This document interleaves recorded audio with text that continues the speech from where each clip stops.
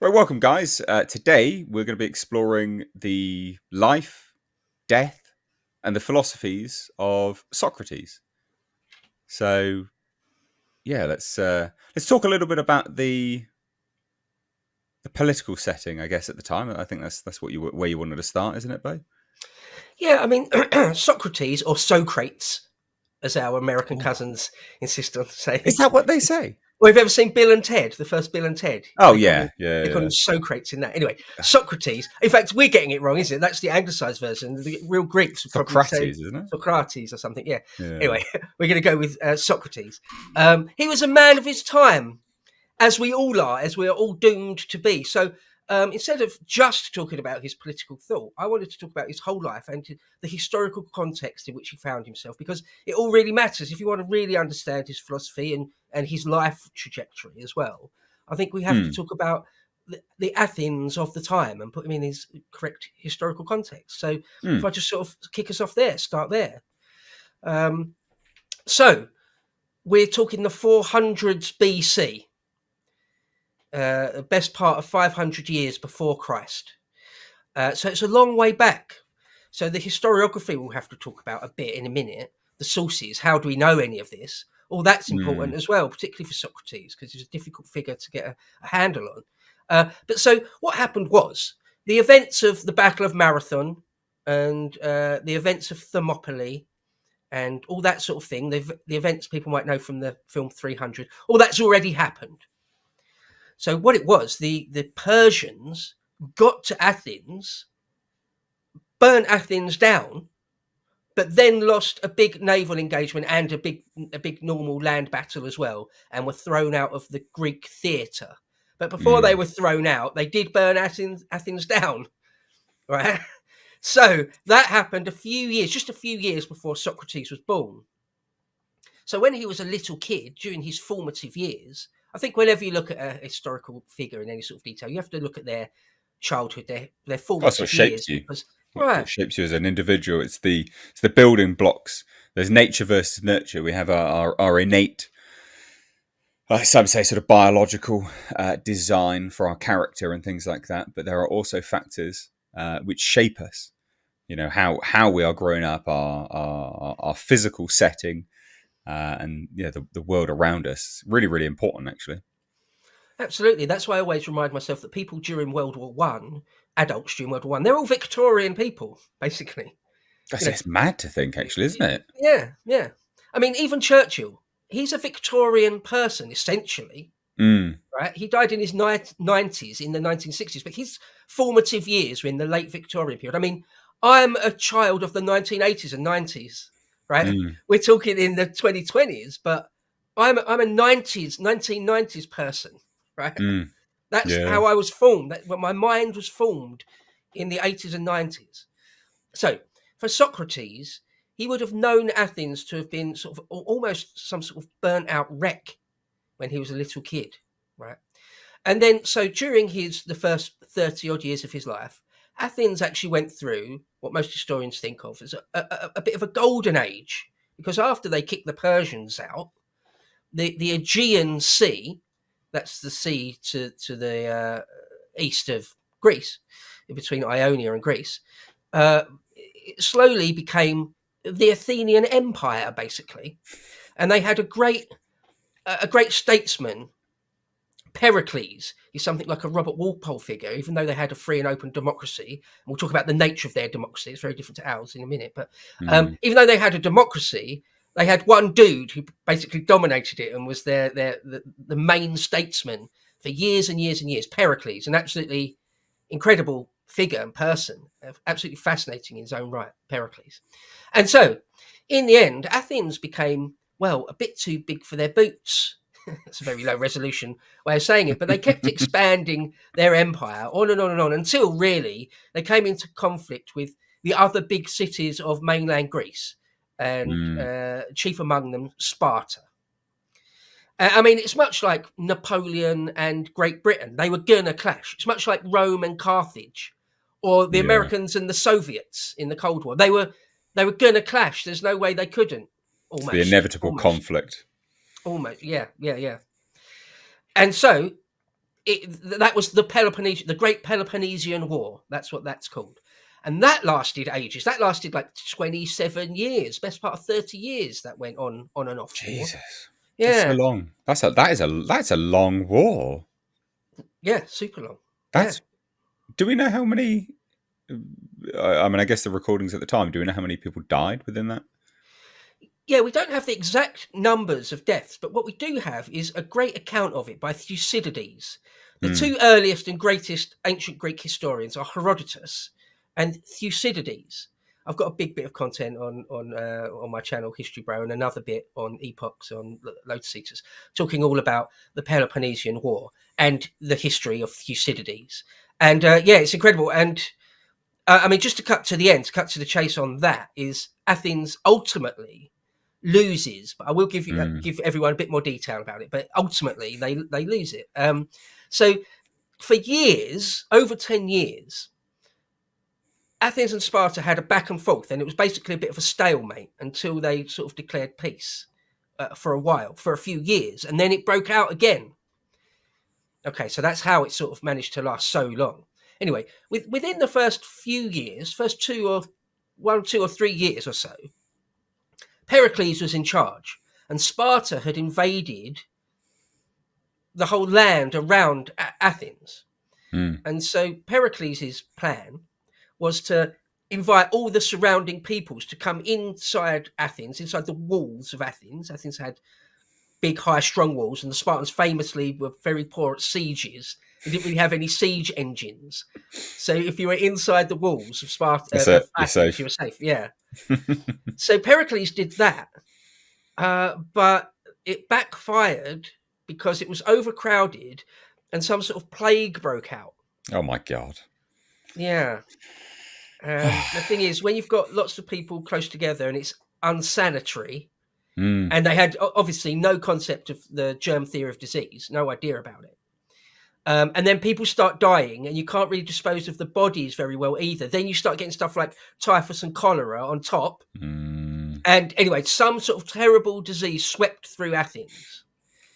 And on the back of that, Pericles was overthrown. Not murdered or assassinated or anything, but just his time as the leader and their golden age came to an end. Or just to say the Acropolis, the Parthenon on top of the Acropolis was built during that time. So that just before this Peloponnesian War, it's something of a golden age. And that was Socrates' formative years, really.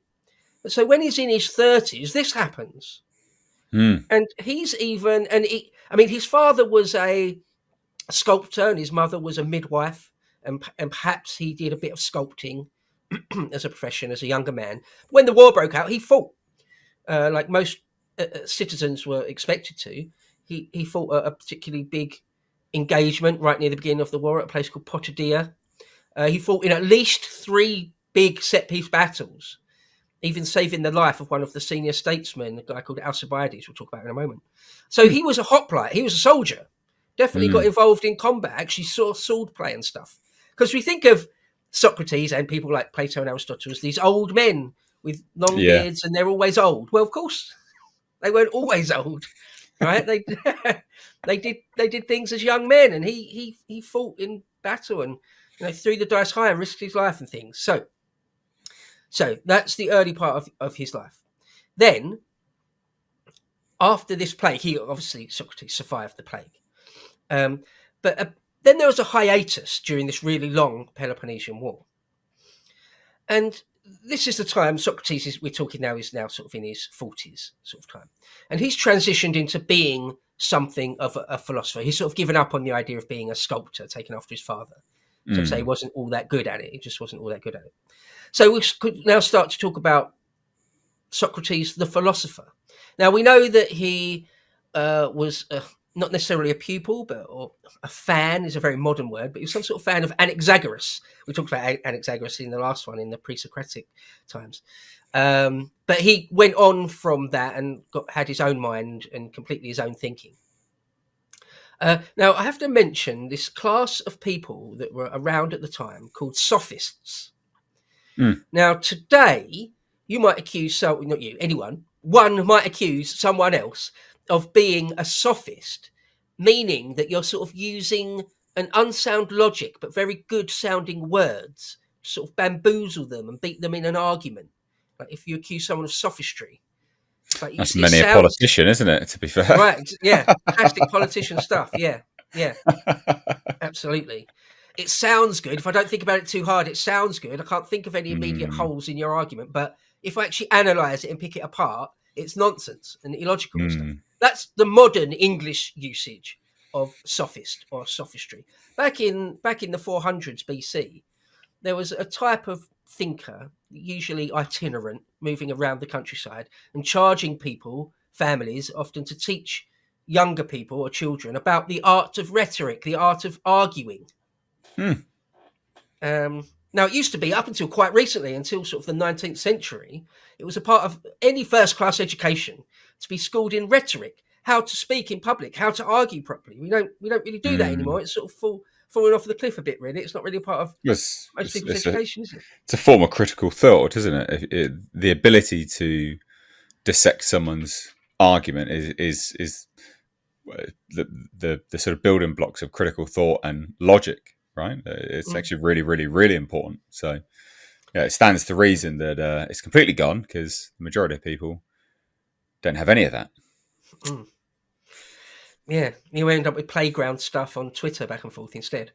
Um, Yeah. yeah, no, right. So the art of sort of making an argument and dissecting your opponent's argument and things. Now, these sophists, some were good, some were sort of charlatans, Mm, um, and some would accuse Socrates of being a sophist. He hated that and insisted he wasn't one. And we'll get into the exact detail of that in a moment. But so that was a thing. The sophists would go around. Um, and largely, quite often, they were unpopular because you could see through it. The ancient Greeks or the Athenians of the 5th century thought that if you were able to make the weaker argument, weaker words, if you were able mm. through sophistry to beat the stronger argument or better words with the weaker ones, there was something dishonourable in that. There's something sort of low and sort of not very nice or good about that. So okay, so it onto his thought then. Well, first of all, say just before we get into that, Socrates is thought of as really one of the fathers, if not the father of sort of Western philosophy, Western thought. A lot of people say Plato, his student, was the first true philosopher, but a lot of people, I mean, the fact that there's this whole class of people before Socrates that are simply called the pre-Socratics. Mm. It's like Well, there's the yeah, pre-Socratic world and the post-Socratic world. It's that yeah, important, you know. it's And an I'm a big era, isn't fan. it? Yeah, and I'm a big fan of Socrates. Some aren't. Nietzsche famously kind of hated Socrates. Maybe I'll mention Mm, that right at the end. His criticisms of Socrates. Yeah, he brings in sort of the idea of, as you say, sort of critical thinking is one way of putting it, or being skeptical thinking, questioning everything. So that was one of the mm, cornerstones of what Socrates was about, questioning everything. You know, why is that? Why do you think that? mm.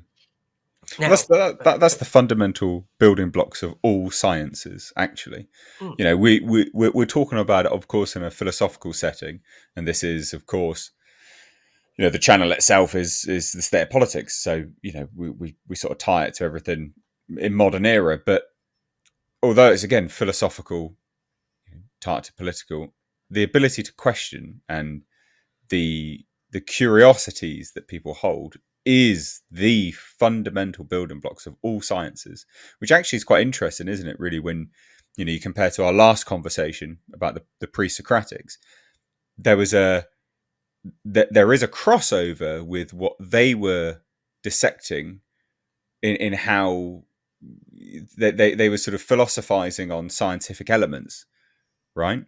They were talking about, well, mm. there's elements and there's this and there's that and blah blah blah, but they were sort of philosophizing about it. So yes, it's interesting actually. The ability to constantly question is essentially the building blocks of all society. If you want to sort of simplistic the argument that far.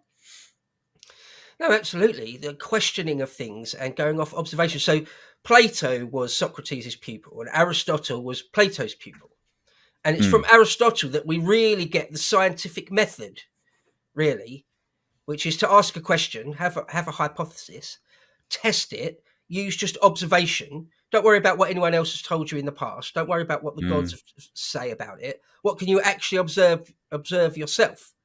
And Mm. then come to a conclusion about whether your hypothesis to begin with was right or wrong. That's sort of basically the scientific method, right? So even though that's a bit in the future, Socrates was doing the same just for ethics, Mm. not necessarily for actual scientific experiments and things, but just for thinking and politics. And he used the dialectic. Now, that word is a bit loaded because people like Hegel and then Marx have used that word to mean something slightly different. In the ancient context, it really just means conversation, a Mm. dialectic, really. So he used sort of dialect, he used conversation to try and get to the heart of things. And he was interested in knowledge and the nature of knowledge and the nature of what is good. So this is the cornerstone of what he was all about. He is where he was a younger man and he got involved in some of the thinking of the pre-Socratics, like Anaxagoras, and metaphysics, cosmology. What is the nature? Where did the universe come from? What is the nature of matter, and all that sort of thing.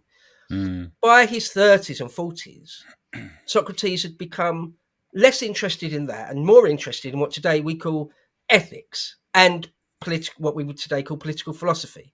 He's interested less in the universe and what the stars really are, things like that, and more interested in how we conduct ourselves, how Mm. men actually live their lives, how you conduct a society, what it means to live a good life, a fulfilled life.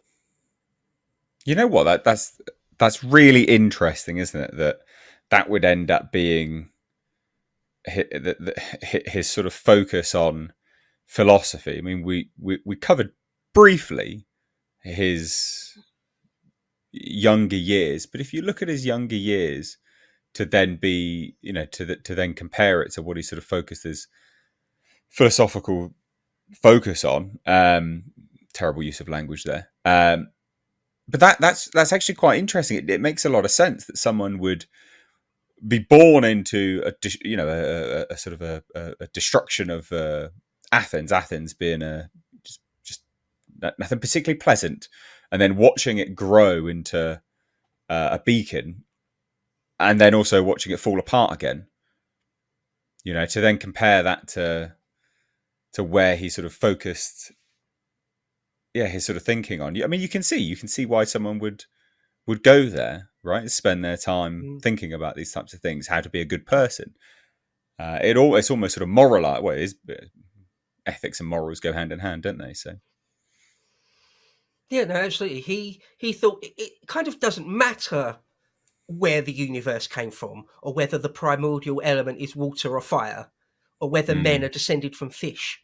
It doesn't really matter that much to me, Socrates. I don't really care. What I care about is how I and everyone else around me can live a happy and mm, fulfilled and good life, and how we can how like the human project, this human civilization can go forward, or Greek Athenian civilization can go forward and prosper with that. mm, And so straight away, and he talked a lot about the soul, that your soul is really important.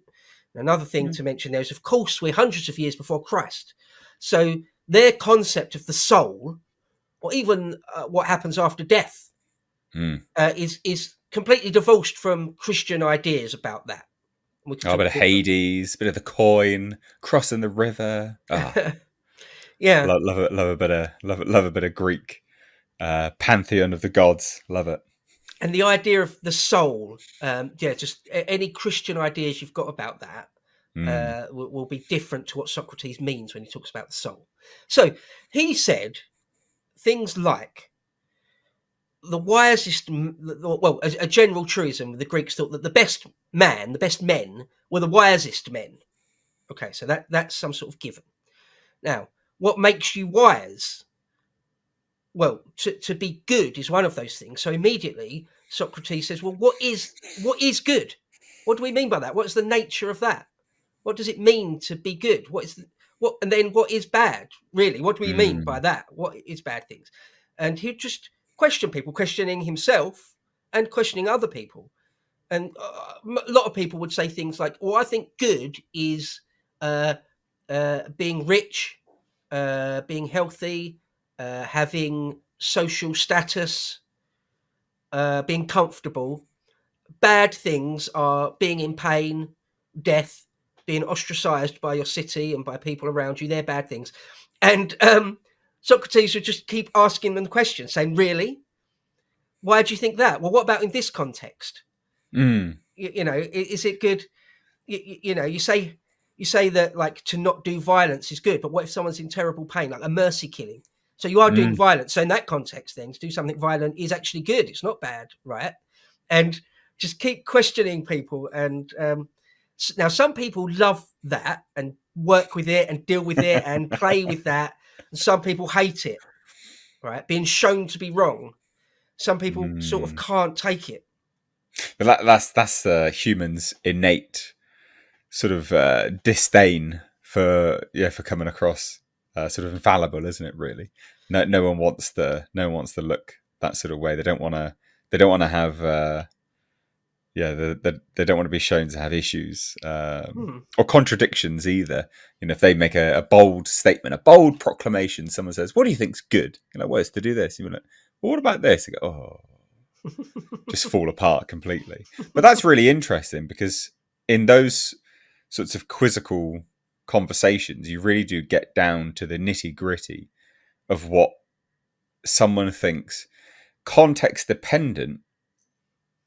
You know, for each, obviously it's context dependent. I mean, that is ethics in a nutshell, isn't it? And morals in a nutshell. You can't have sweeping generalizations. Sweeping generalizations tend to fall apart when you're dealing with concepts such as good and evil. Hmm. But also Yeah. many other things as well, of course. But yeah, it's interesting. Well, that was the thing. He did it about loads and loads of different things, like the idea of virtue. What is virtuous, really? So, one Mm. example is you'll ask someone in the agora, in the marketplace in Athens, he would say, what to you is the good life? What does that mean to you?" And they'll say, "Oh, to be virtuous." And they'll say, "Well, what is?" Mm. You'd say, "Well, what is What's virtue?" that? What? And someone might say, "Well, virtue is loving Zeus." And he would say, "Well, what do you mean by love?" And and Mm. and Yeah, and what the is guy, love to you? yeah. What does that mean? And on and on and on. Like Never ending. so like if Zeus had done something terrible, like a rape, he was quite Mm. rapey, Zeus. He was If known for he was known for that. To be fair. if Zeus did loads and loads of unjust things, terrible crimes, really, as far as men are concerned, uh, Mm. is it right that you love him? Why do you love him? Are you Mm. sure you love him? Is that virtuous? You sure? You're probably wrong, aren't you? Have another think. Right? It's really annoying. It's really Mm. annoying. He was known as a gadflyer, the gadfly of Athens. This pesky annoyance of a guy, and he was really ugly as well. Apparently, he was like little, smelly, hardly ever washed. He'd never ever wear shoes. He wore the Brutal. same robe nearly all the time, and was ugly, and to a lot of people annoying. So his followers, they loved him, literally worshipped him, wrote down anything he would say, but most people kind of hated him Mm. for this. Um, okay, so I want to break off at this juncture just to mention how we know any of this, because it is kind of important. A big part of sort of Socratic studies is what's called the Socratic problem. And that Mm. problem is that Socrates himself never wrote anything down. It's all from his followers, isn't it? So there's yeah, Plato. Well, sorry, you continue there. Yeah, lots of important thinkers didn't write anything down. Jesus of Nazareth, Confucius, the Buddha never wrote anything down. It Do you was think all that's written down because? by other people. Would you think that's because they didn't have they had an element of humility? They didn't realize that they were great in the moment. It's like it's like artists, right? Our great artists, not modern art. Modern art's disgusting, but it's like our great artists. You know, they weren't recognized until they had died and long since died as well, right? These people didn't know they were great in the moment. So I guess Mm. a similar thing to these philosophers. They were just following an innate something instinctual which made them want to explore this kind of stuff. So they didn't necessarily write it down because they didn't think what they were doing was particularly important. It was just part of their nature. I think each one of those there's a different reason, there's a different story. Mm. You know, like the Prophet Muhammad didn't write anything down because he was illiterate. He couldn't if he wanted to. Well, no, I mean that's a matter of fact. That's Well, yeah, a no, matter true. Yeah, true. in Socrates' instance, he was asked, like, you don't you want to write any of this down? And he said, no, no, other people can if they want to, but I'm interested in conversation. I'm not interested in writing things down. He said something along the lines of, well, it's nice when an artist does a painting, but you can't have a conversation with a painting. It's essentially silent. After you've done the painting, it's finished. It's then just a silent thing. And I'm not interested in that. Philosophy is like a living, breathing thing. Interesting. Yeah, but a lot of the people around him, his friends at the time, didn't agree with that. They're like, no, no, this is gold. This is Mm. gold dust. Every time you open your mouth, it's brilliant. No, we're going to write it all down. Like literally follow you around and write You down. asked what? You asked that question? Oh, Yeah. yes. And so Plato chief among them. So our view of Socrates comes from, well, Plutarch writes about him, Cicero writes about him, but they're hundreds of years later. The four main sources are Xenophon, who's about a generation after, a bit more. Xenophon, in his Memorabilia, writes all about him. Aristotle, in the Metamorphosis, writes a bit about him.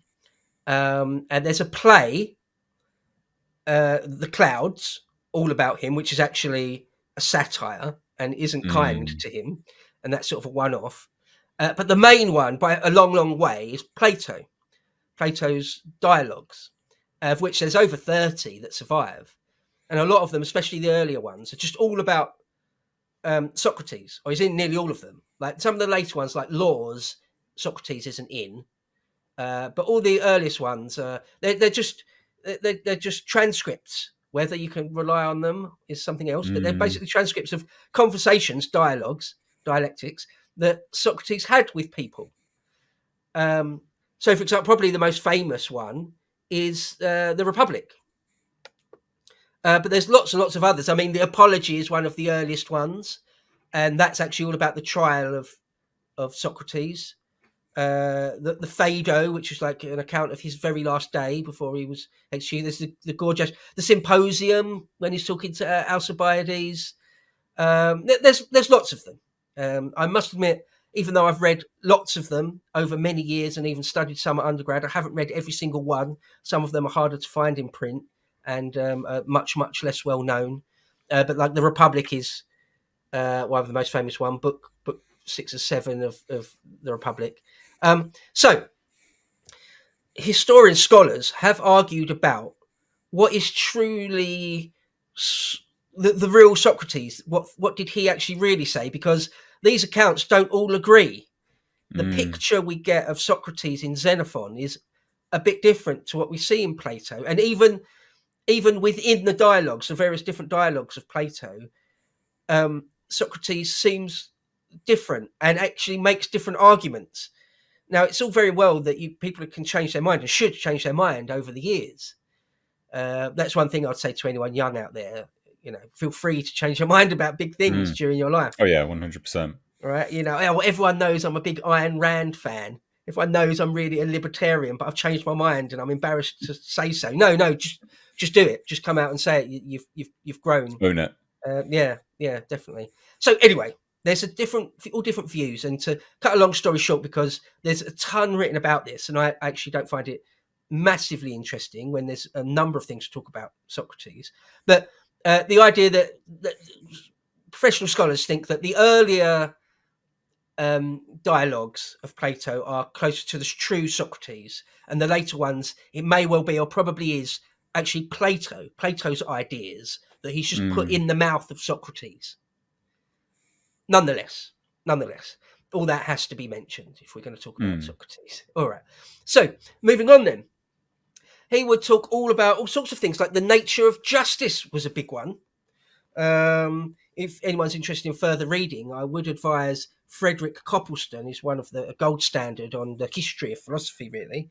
But Socrates talked all about the nature of piety, what it means to be pious or impious. That's a big one. I mean, that's what got him in Hmm. trouble in the end.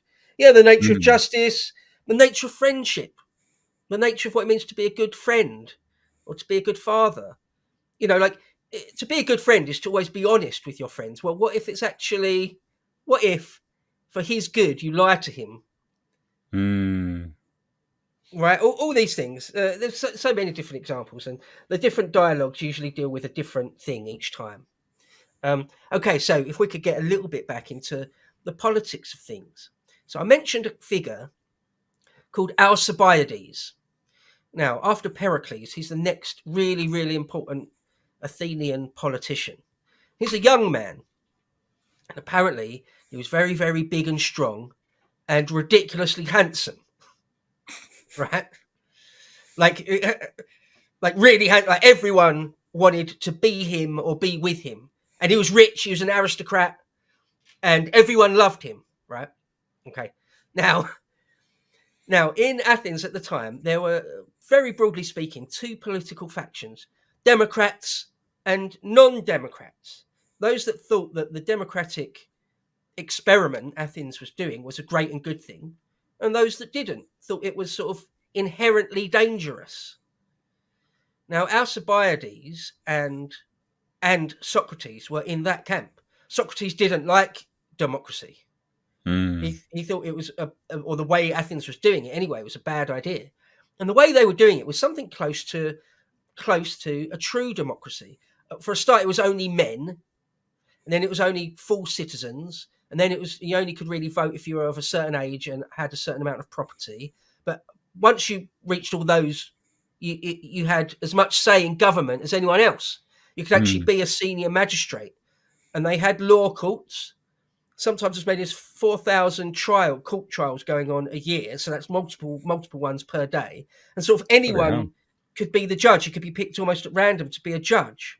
Okay, so their judiciary and their executive was done by the citizenry, and Athens wasn't Hmm. that big, talking like 25,000 people in total. So the number of men that were full citizens that could vote and take part in all these things is relatively small, a few thousand. Nonetheless, they could be anyone. It could be a farmer, right? Now, Socrates said things like, "This isn't a good idea, guys, because just wait, just think about it for a moment. Do you really want anybody to be in charge of the ship of state or to be a judge? Like, so, for example, take the analogy of a ship. Who would you rather be the captain of a ship? Some random guy or someone that knows all about sailing ships? Yeah. Yeah. It's pretty Obviously, obvious, to be honest, all right, isn't it? right. So to be a good politician, a good statesman, a good judge, magistrate, he should be trained in it. It shouldn't just be anyone. That's not a good idea. Hmm. And he took it further. He said even the the privilege of having a vote.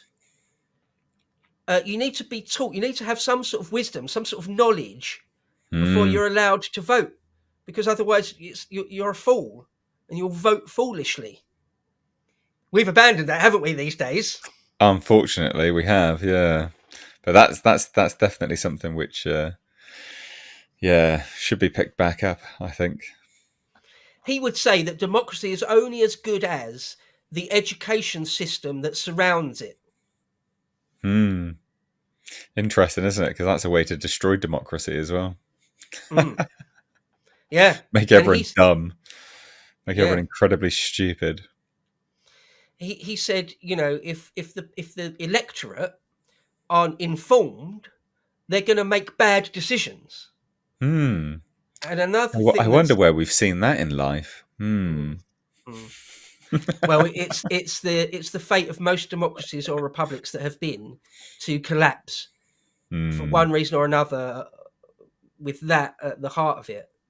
This is what happens with Athens. Another thing he says that's hard baked into an open and free democracy like that. Another thing that's sort of hard baked into it, it's difficult to avoid, is the problem of demagoguery, i.e., a very, very Hmm. powerful speaker. So you could have someone that's completely wrong-headed, could be a psycho, but he's a very, very persuasive public speaker, and everyone goes along with him. The uneducated, foolish electorate go along with him, vote him Mm. everything he wants, and he leads the ship of state into a complete disaster. And, well, that's sort of exactly what happened. So they're halfway through this nearly 30-year-long Peloponnesian War with Sparta and the rest of Greece. And there's a long hiatus for a few years. And then this demagogue comes along, this Alcibiades guy, this young, handsome guy, and he's great at speaking, public speaking, apparently. Mm. And he's rich, he's an aristocrat, he just ticks all the boxes. And he's just very, very persuasive. And deep down, because he was some sort of student of Socrates, perhaps even lovers. Anyway, won't talk about that. Socrates has saved his life earlier on in a battle. Literally saved his life in a battle. So so they were close. They were buddies of one stripe or another. And so Alcibiades, in the public forums, in the assemblies, says, look, let's go back to war. Let's start the war with Sparta again. Let's get it going, because we can win this thing. At some point, they're going to attack us again. We're only in a stalemate. It's only sort of a temporary armistice. Let's sort of take it to them. Let's do a preemptive thing. And just because he's a good demagogue, he gets the votes. Now, I'll truncate what happens next because it's a long story, but briefly to say, his plan, this Alcibiades' plan, is to, instead of attacking Sparta directly, Athens will create a massive fleet, the biggest fleet we've ever done. We're a maritime civilization anyway, so we're seafaring people. We'll create the biggest fleet we've ever done, 200 ships more. We'll get together the biggest army we've ever got together before. Like 4,000, 5,000, 6,000 Athenians and 10 times as many allies, and we'll sail to Sicily. Yeah, got nothing to do with anything. We'll sail to Sicily. Yeah. What? Bear with me. We'll sail to Sicily, which we know is rich, and there's big cities there, and it's very resource rich. We'll sail to Sicily. We'll take Sicily, all of Sicily. Oh, right. Sicily's not a small island. It's not a small island. And if anyone knows the history of Sicily, it's difficult fighting terrain. It's no pushover. Goodness me. Not a strategist, is he? Not a... No. Well, that's often the way, isn't it? You can have someone that's very persuasive and good at public speaking, but in other ways is a moron. Yeah. Right? Well, that's incredibly stupid. What? Yeah.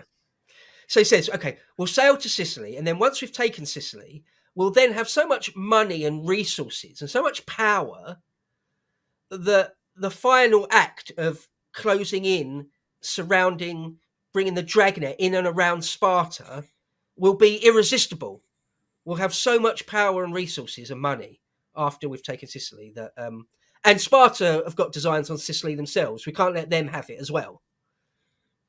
Okay, now everyone looking back on this, even Thucydides, the historian at the time, is a bit like, really? And there's a massive political faction in Athens at the time, led by a guy called Nicias, saying that's a crazy idea. He's saying at the time to Alcibiades' face in the public forums, "That's crazy, dude. What do you think you're talking about?" But Alcibiades carried the day, and so that's what Athens did.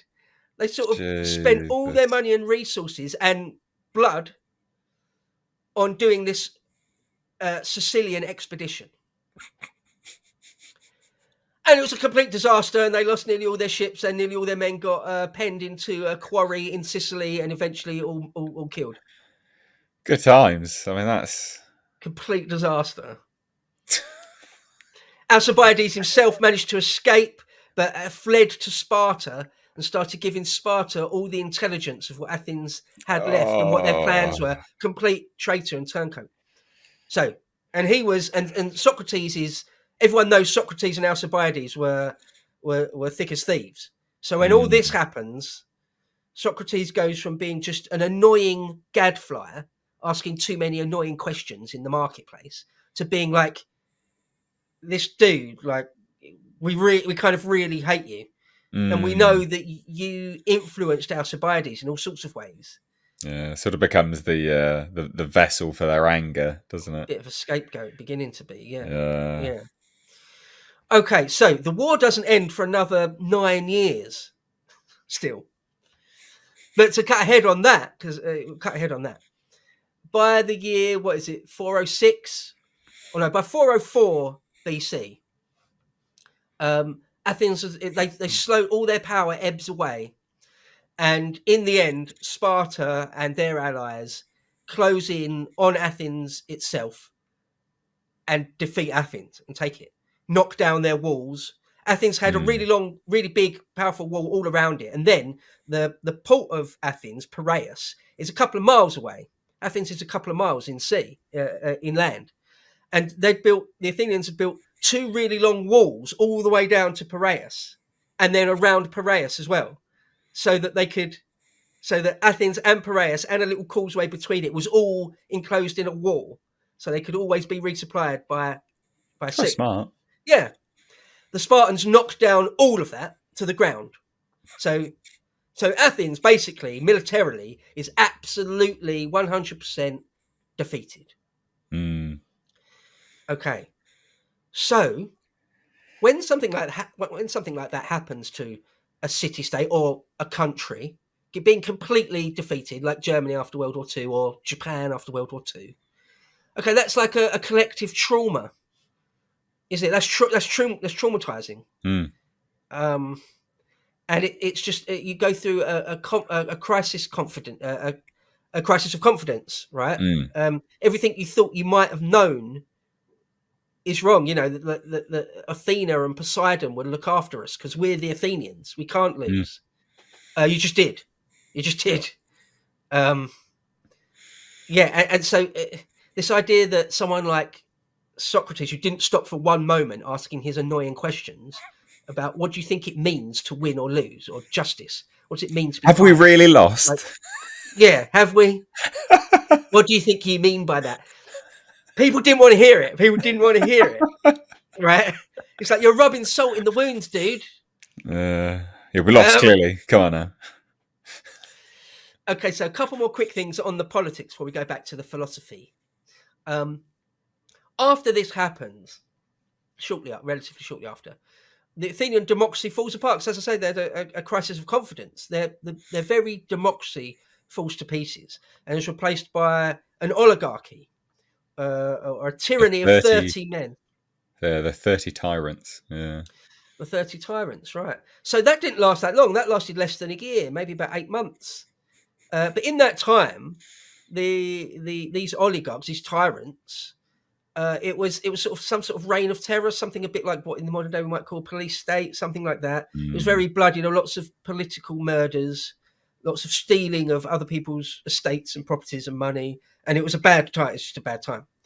And even though Socrates didn't do their bidding, he was just known to be friends with some of these people, some of the main ones. Mm. So once again, that is a black mark on his copybook. They asked him to do some things which he refused to do. Like, for example, they wanted to arrest someone who lived elsewhere in Greece. They wanted to arrest him, bring him back to Athens, and have him executed simply because he was one of their political rivals. And Socrates refused to do that. He said that would be a stain on my soul. I can't do that. I refuse to do that. And asked him some other things. Asked him to sort of oversee a particular law case where they wanted to just execute some of their own generals. And he said, no, this is all unjust. This isn't in line with Athenian law. So no, I refuse to do it. So he stood on his principles. That's what he always did. Yeah, But anyway, gotta give him props for that. That's strength of conviction right there. absolutely. And so this tyranny of the 30 oligarchs, 30 tyrants, didn't last all that long. And when they were finally pushed out, they brought democracy back. It was a much weaker, watered down version of democracy, and even that democracy was still very fractious, and there was lots of reprisals going on. There was nominally something in place to stop sort of endless vendetta and stuff, but There were still scores to be settled. And Mm. Socrates was just on the wrong side of that ledger, even though he's pretty innocent, really. He was still on the wrong side of all of that. Mm. Okay, so that's one of the last bit of politics I'll talk about before we actually get up to his execution. Now, let's go back a few years in his life, and this is more to do now with his thought and his philosophy. Something happened when he was young. He was in his 40s.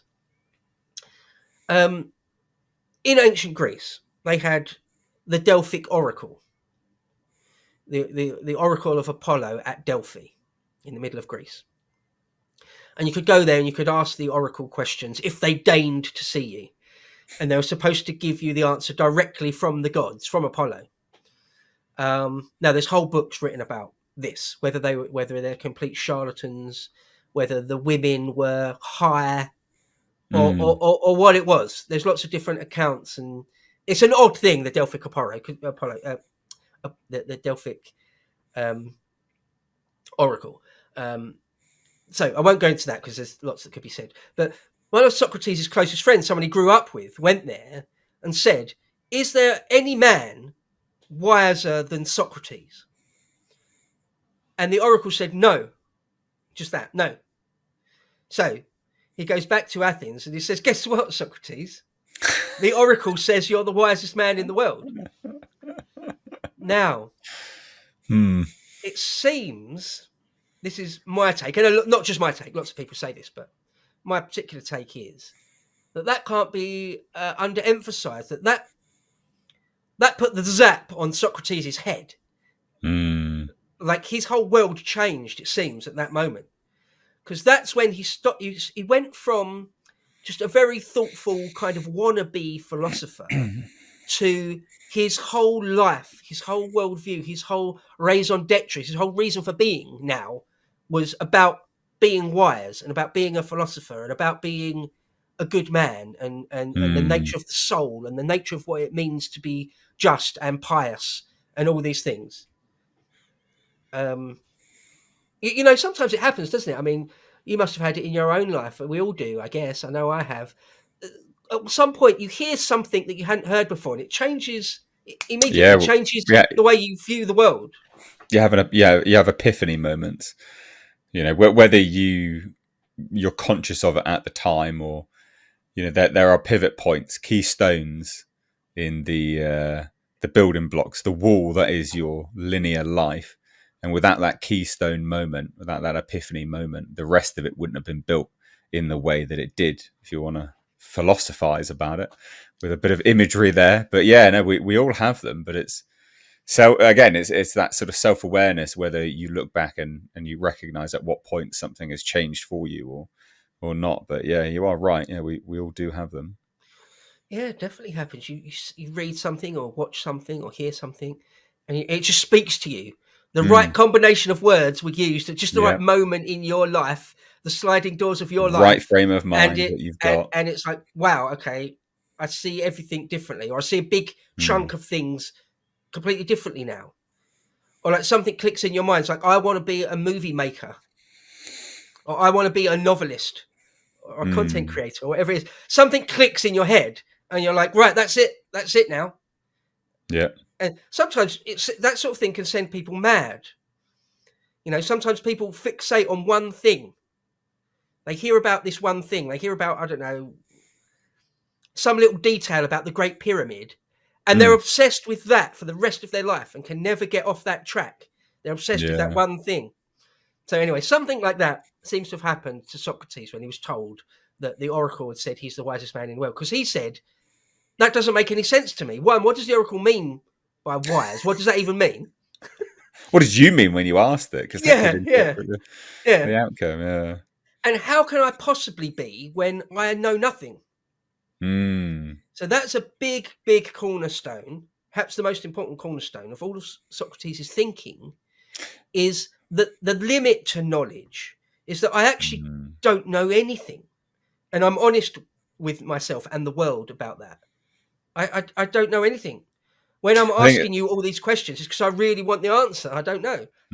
I think it's also important just to note for anyone watching, if it wasn't obvious anyway, is that at this point in sort of human history, these sort of oracles would have been taken at their word, like without a shadow of a doubt. They would have genuinely believed that this was the voice of a god coming through, right? Like you can't stress that enough, that these people genuinely, at that point in human history, would have actually believed that. So it's not like today where you just hear something, you go, oh yeah, whatever. Like people took it seriously. Oh yeah, So, deadly seriously. Yeah. mm, There's no question in anyone's mind that the oracle was just wrong, or it's just complete nonsense. Something to mm, be just discarded as nonsense. No way. no, No, you no, don't no, no. shrug your shoulders and be like, yeah, whatever. Yeah. Nah, no, Yeah. you No. believe that. I wonder if that sort of pivot point in his mind, he thought to himself, well, I'm not now, but at what point in my history is she referring to? Is she referring to, or is the god referring to me in the sort of all-encompassing sense? Like I can be the most wisest man, or and then that's why sort of continued to dedicate his life. And that was the sort of pivot point. I wonder whether that was the sort of the thought process there. I mean, we'll never know, obviously, but it's Hmm. still interesting, isn't it? Yeah. No. Absolutely. And maybe. I mean, he said to himself, "The only thing I know is that I know almost nothing." Mm. So just wait. But does that make me the wisest man, though? That alone? I mean, it can do, isn't it? I mean, self-awareness. To be self-aware is wise. Mm, mm. To know what you know Introspection. and what you don't know. Yeah, critical thought. Really. Well, another cornerstone of his thinking is to say that to live the unexamined life is to sort of Mm. live no real life at all. Know thyself. Variants on that. Mm. If you don't look inward and question yourself, then you'll never reach true knowledge, and therefore Yeah. virtue, and therefore goodness. So yeah, he was all about introspection, really, absolutely, Mm. and just being painfully aware of the limits of your own knowledge. I personally think that is an extremely important life lesson. Mm. I'm constantly reminded of how little I know, and I actually you sort of grow to like it in the end. The endless journey of learning new things and constantly reminding yourself that you've only got a tiny speck of knowledge. Actually, Mm. no matter how much you think you don't mistake arrogance for knowledge. Oh yeah, yeah, 100%. Um, Yeah, I mean, yeah, it's fascinating, isn't it? Like, especially in this era where you can pick up knowledge, where you have little computers in your hands, or all day, every day. But the amount of knowledge and sort of intellect that people have, so separate those two terms, to be honest. But the amount of knowledge that people have, yeah, very little actually. Even by, even by, even by someone that's actually has knowledge standards, it's bad. Like a lot of people don't have anything. It's quite shocking, but yeah, reassuring, interesting. It's to know that there's so much more that you could know or could learn. that's Yeah. why I try never. I probably fail in this, but I try as little as possible to be sort of smug or arrogant. If you're speaking to someone who Sorry. obviously Sorry. doesn't What? know, yeah, You I try not not to be smug, too smug. not arrogant. Really? No, I did try. Sometimes you're speaking to someone and it becomes apparent that they don't know anything about what you're talking about. Yeah, yeah. It's easy to go, oh my God, you don't even know that, right? That's a terrible, never do that. Never do that. I did. Well, Yeah. yeah. I was shocked with someone's, just as a personal anecdote, really quickly on that, because I think well, we're talking about history, aren't we? And I do think history is important. There are some things which I take as a given. I was conversing with someone um, about about the jihad, right? About the Knights Templar, and they were like, "Knights Templar." I was like, "Yeah, the Knights Templar." They're like, "What's that?" I was like, "So what?" Yeah. So the Yeah. Holy War, like the massive war between Christians and Muslims. What? Sorry, what? They're like, no, I don't know what you're talking about. Is that what? when did this happen? I was like, oh my god. Yeah. Anyway, sorry, just I had Yeah, to. like, One oh of yeah, those yeah. things where I was genuinely shocked at how little people are taught or just pick up by osmosis these days. It's Because shocking. again, you don't know what other people know. So, for example, I was raised with the story of Henry V from a small Mm, child, right? So by the time I was in my teens, the story of Henry V was completely second nature to me. So by the mm, time I could read about it in real depth and all about the later Wars of the Roses and the earlier Plantagenets and the French Civil War and all that sort of thing. By the time I'm in my 30s, I met someone mm. once and somehow I referenced Henry V, and they were like, "What? Who's that? Henry what?" My gut reaction was to be like, "Oh my god, how don't you know?" But like, he wasn't raised with being No, told that story, so it's not his fault, right? It's not that he's no, not no. Of course not. capable Of of course knowing not. it. He just never. Right? I'm ignorant of knitting. I don't know how to knit. Mm. Right? You Because don't I know what you don't know as right. well until it Yeah. happens, and I'm you got to ask that ignorant of that. question. Um, so it's not that you're stupid. It's just you never learned. You were never Mm, told. Um, so I had one other small anecdote about the limit of your knowledge. I had one the other day. I was on Twitter and there's a little short time lapse video on Twitter, and it showed the progress of the sun through the sky at the same time mm, of day over a whole year, and it in the northern hemisphere anyway, and it maps out a sort of diagonal, elongated figure of eight shape, mm. and that's not what I thought it was at all. If you'd asked me 1 minute before I saw that video, that's not the arc I would have drawn across the sky at all, I right? wouldn't have And even thought that there was an arc. To be honest, again, it's so not something I've even considered. that revealed to me that my entire concept of of Mm. of the cosmos, of the relationship between the Earth and the Sun, was wrong. Gravitational Right? pull, the solar. And but far from being sort of dismayed or trying to pretend that that didn't happen or that I always knew, I was like, "Wow, that's blown my mind. That's brilliant." Sort of now I Mm. know. Cool. I even tweeted about it, just openly saying to the world, "Wow, I didn't even know that." So I was completely wrong. So yeah, embrace that you don't know much, if anything, Mm. and so some people love it, they like it, they love that sort of thing, being showed truth and knowledge. Some people Mm. hate it. Some people can't stand it that someone's shown them to be wrong. So okay, I all right, think now right. so Just go to ahead. just Yeah, to, yeah, to bring it back yeah, to Socrates, yeah, yeah. to bring it back there. Mm, There's that phrase now. I said it briefly. You don't know what you don't know, right? And so, if he lived his life after hearing about the oracle saying you are the wisest man, he's like, but I don't know things. I don't. And maybe that's what it was then. And if his entire sort of philosophical um, approach can be boiled down to questions and examining questions and the answers and moving further and further down a narrow path broad path of questioning. That phrase actually works quite well. You don't know what you don't know, so ask questions. Right? Discover what you don't know, so you can learn from it. mm, So I guess, well, yeah, just thought that was worthwhile saying. To be honest, I think that's yeah. interesting. No, absolutely. He said if you've got like a question inside you don't know the answer to, just keep asking questions and questions of people Mm, around you. Now, for example, what is more important, like the individual or the community? That like your duties to yourself and your family, or your duties to the state. What's more important? mm, Think questions like that. And if you don't know, because often these are really big questions that there isn't a clear answer for, often mm, just keep asking yourself, just keep asking questions, ask people around you what they think, and use the dialectic, use a conversation to try and get to the bottom of these things if possible. It's not always possible, like what's the nature of punishment? Should you mm, just punish criminals, or should you try and reform them? I mean, these are mm. questions we still deal with today, right? Although we um, don't now, do we? We believe well, that we've got the answers. We've a mm, lot of that kind of stuff. We've actually stopped answering or asking the questions.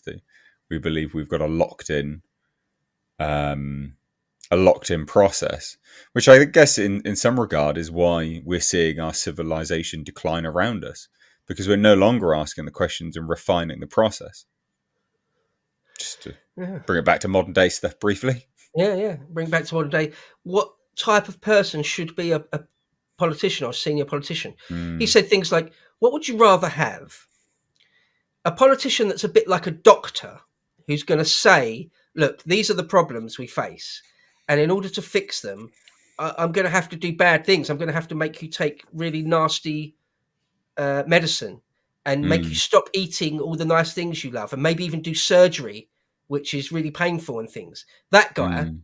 the honest guy, or a politician that's more like a sweet shop vendor who just says, I'm going to bring you all the sweets in the world, fill your bellies. I'll bring you nothing but rainbows and light. And right. Mm. So people often will vote for the uneducated, foolish electorate will vote for the sweet shop vendor dude Ignorance is every bliss. time.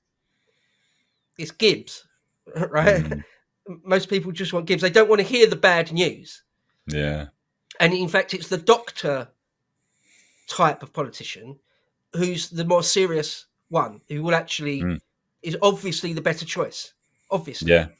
Yeah.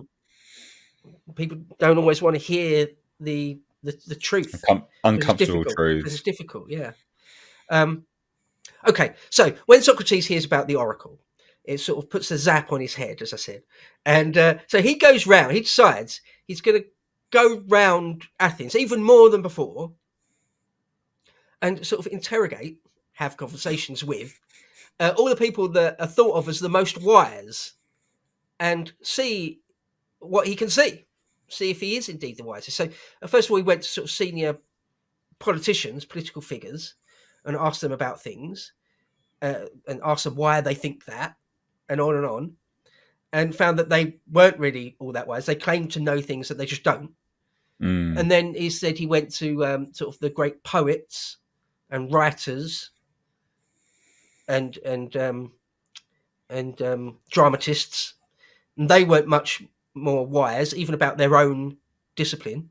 Then he went to Mm. sort of the a lot of the people that did manufacturers, people that actually made things with their hands, and again found the same thing. And there's one quote here. It's from the Apology, Plato's Apology, which is all about the trial of Socrates. And he tries to explain himself in his defence. And he said, and this is what he says when he said he speaks to the poets and the craftsmen and the politicians. And one of the politicians, when he spoke to him first, he said, when I conversed with him, I thought this man seemed to be wise, both to many others and especially to himself, but that he was not. And when I tried to show him that he thought he was wise, but he was not. Because of that, he disliked me. But I went away thinking to myself that I was wiser than this man. The fact is that neither of us knows anything beautiful or good, but he thinks he does know when he doesn't. And I don't know and don't think I do. So I am wiser than he by only this trifle, that what I do not know, I do not think I do. End quote. So again, just being honest with himself. Self-awareness, quite literally. Just being self-aware of what you do or do not know. And if nothing else, that puts him above the arrogant Yeah. charlatan who claims he's got all the answers.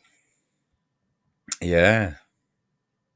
It's a great life lesson, really. A bit of No, humility. it is. It really A bit of is. humility. Yeah. So in It's the a good end, quote. all this stuff, in the end, it gets him in real trouble. So Mm. a combination of things. That he was close to Alcibiades, that he was close to a lot of the tyrants, that he's been just an annoyance for decades. It all adds up to, in the end, he is actually arrested in 399 BC. He is arrested and put on trial. And the charges against him are that he's impious, i.e., some sort of sacrilege, if not heresy, something like that, against the gods. Mm. And that he's corrupted the youth of Athens, corrupted their mind. Now, we don't have a crime like that really anymore, do we? So much corruption of the youth goes on daily, digitally, if nothing else. But anyway, back then it was a serious crime. And so he goes on trial, and it could well be for his life The penalty could well be death. The prosecutors say, we want the death penalty if he's found guilty for this. But that's got to be voted on. So he goes on trial. So this is the last sort of big set piece of his life. And it's one of the things, I think, isn't it? When their death is also of importance and interesting in and of itself, it lends even more luster to the glory of their story. That's the myth, isn't it? Or it becomes sort of mythic at that point. Yeah, right. I mean, someone like John Lennon in our time, or Heath Ledger, or Michael Jackson, or something. The fact they come to a particular end, perhaps before they should have done. I mean, he wasn't old; he was 70 years old, and that's a part of it we'll get to, that he was actually old. So they put him on trial, and he gets to defend himself for sort of 3 hours. He's got strictly 3 hours to defend himself. And all of this is chronicled both by Xenophon and in the Apology by Plato. If you're going to read one, I would say read the Apology. It's not all that long, and it's quite a good read. It's not too difficult, and it sort of skates over most of his life. And it's just, I would say start there probably if you're interested in Socrates and reading the original source material. And he says, look, okay, impiety. Okay, let's talk about that. I've never denied I don't believe in the gods. That's ridiculous. Of course I do. Come on, bring before me any witness or anyone at all that has actually got any evidence that I've ever done anything like that, ever said anything like that. Because what he had done, though, he had got himself into slightly deep waters. He had said things that in the normal course of events you could get away with. Right, Athens in the 4th, 5th century BC, it wasn't like medieval Europe, where if you whistle on a Tuesday, you could be hung. It wasn't like that. That's an exaggeration, by the way. It wasn't like if you accidentally fail to go to church, you're in trouble. Or if you read the prayer book in English instead of Latin, you could be burnt at the stake. That's not an exaggeration. It wasn't like that. Most of the time, you could get away with saying impious things. But the way Athens was, that's why I talked for so long all about the political.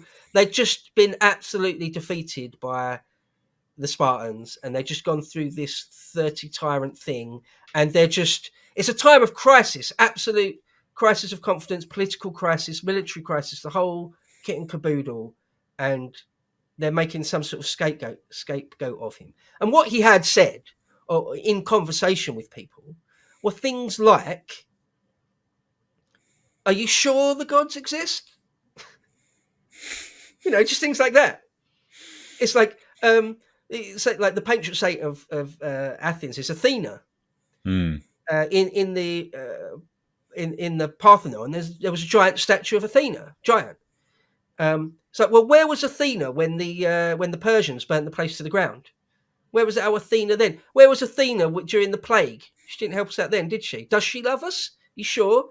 Where was Poseidon when we lost that giant battle off Sicily? He didn't help us then, did he? What about when the Spartans turned up and smashed us in and broke down all our walls? Where was our Athena then? Right? Does she love us?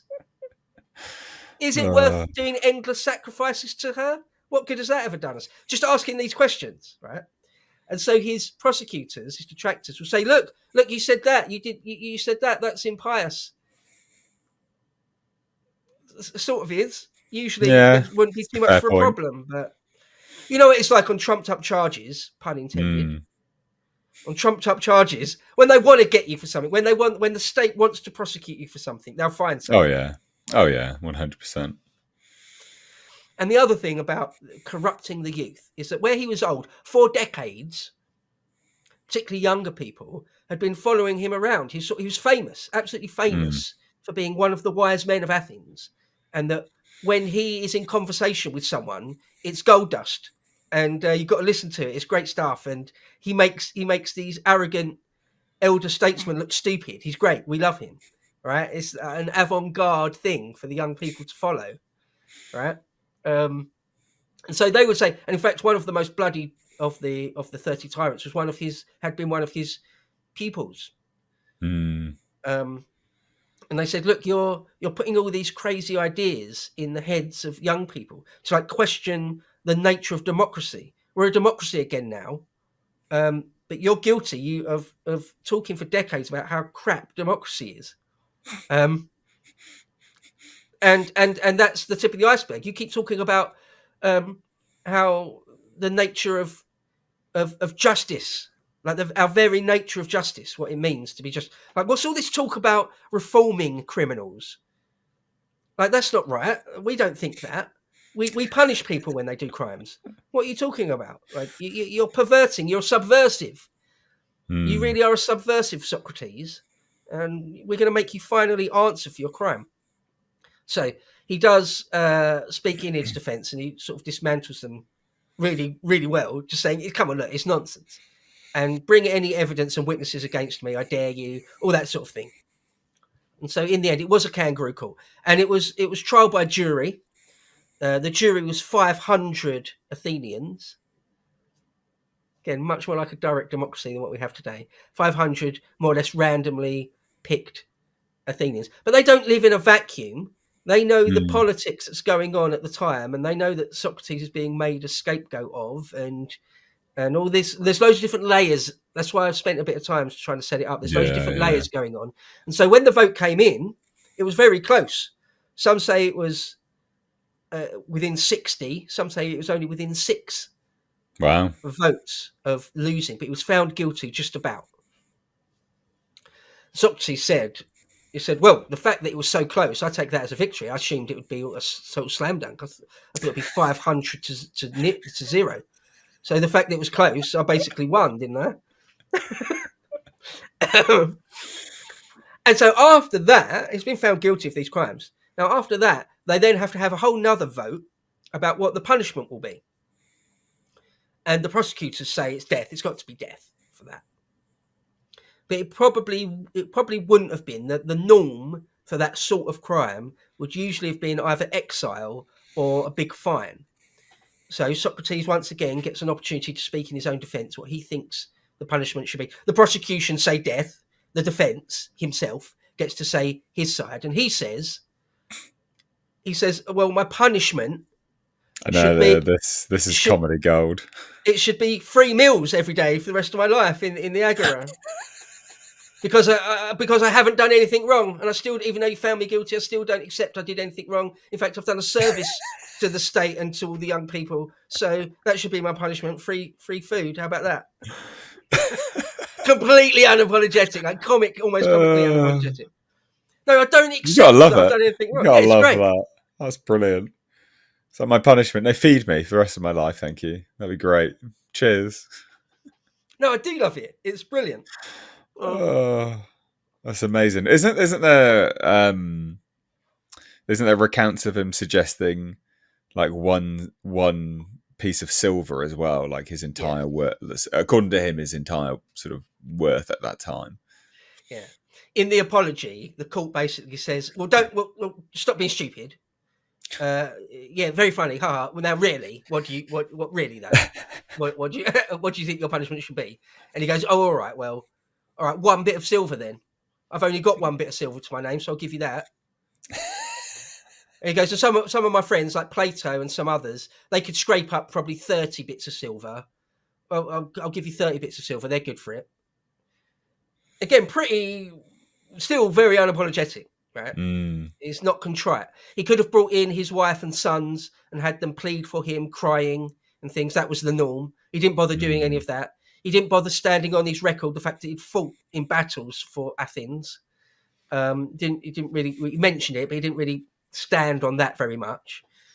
It's just like, no, I haven't done anything wrong, and I do it again. And that's another thing he said during his defence. He was like, even if you find me innocent, I'm not going to stop. I won't stop. So there's that.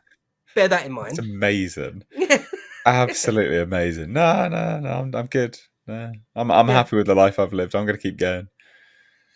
yeah. Brilliant. He says, the worst thing, like killing me, executing me, is nothing compared to if I have sold out my own principles. Mm, To me, in my inner self, that's way worse if I did that. I mean, it's kind of brilliant. It's kind of mm. brilliant. And he sort of knew that the punishment might be death, and so he's sort of martyring himself for the cause of truth. Really, Mm. brilliant, brilliant, Yeah. wonderful, Yeah, it really wonderful. is. That's what being a human is about in all sorts of ways. Being a man is all about in all sorts of ways to me, to a lot of people. Mm. No wonder he's gone down in history as some sort of paragon. So okay, so the court then vote on whether it should be death or these 30 bits of silver he sort of reluctantly offered, and the vote comes in way worse than the vote for whether he's innocent or guilty. They're like, there's many more people say, yeah, death, then give him death. So he pissed them off. He really did piss a lot of people off by doing that. And so the sentence is death. The greatest thinker, but one of the fathers of Western philosophy, mate, one of the greatest minds of all time, certainly one of the greatest personages in ancient Athens, classical Athens, is to be executed by the state. By a cup of hemlock. Hemlock. So suicide, basically, isn't it? It was state imposed suicide. They give you a cup of liquid hemlock to drink, and apparently the way it works is you're sort of slowly paralysed from the feet up until it gets to your heart or maybe your lungs, and then they are paralysed and they stop and you die. It's quite slow, well, relatively Brutal. slow. So there's still a month goes by between him being found guilty and the execution sentence being passed, and him actually the day of him actually doing it for religious reasons. I won't bore you with the details of that, but a month goes by, and a lot of his friends, rich and powerful people, they say, "Look, we can easily smuggle you out of Athens. You don't have to do this. In fact, we've actually already set up all the details. It's done. It's simplicity itself. We've got boats. We've got a place, another city you can stay in.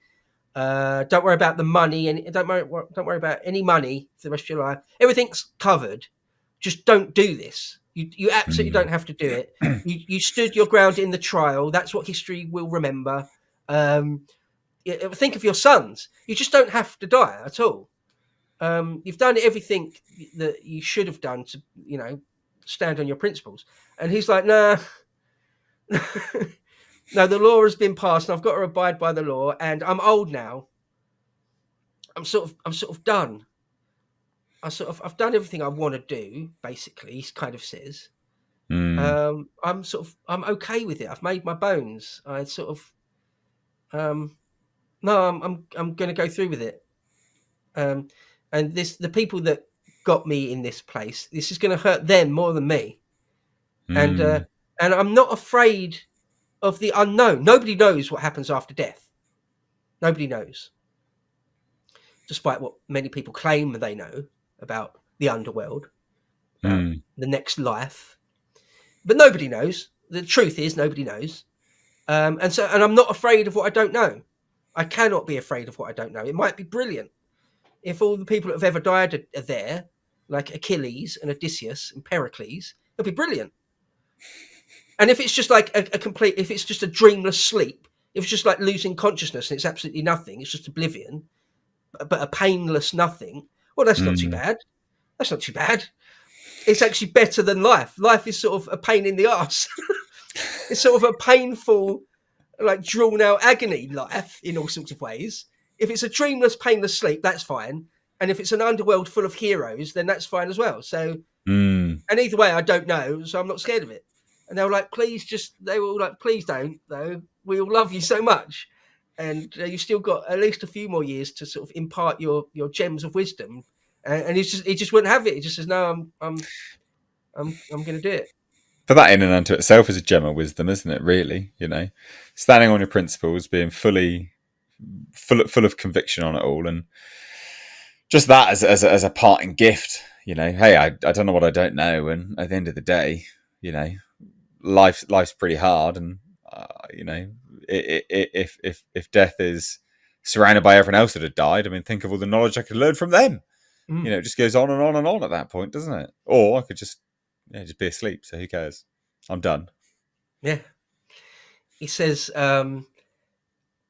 he says, it's for others to go forward, and Plato does, and then Aristotle. but I've sort of done my bit, Mm, and make sure if my friends can make sure my sons are sort of seen to, make sure they never become sellouts. mm, Um, but I'm sort of happy.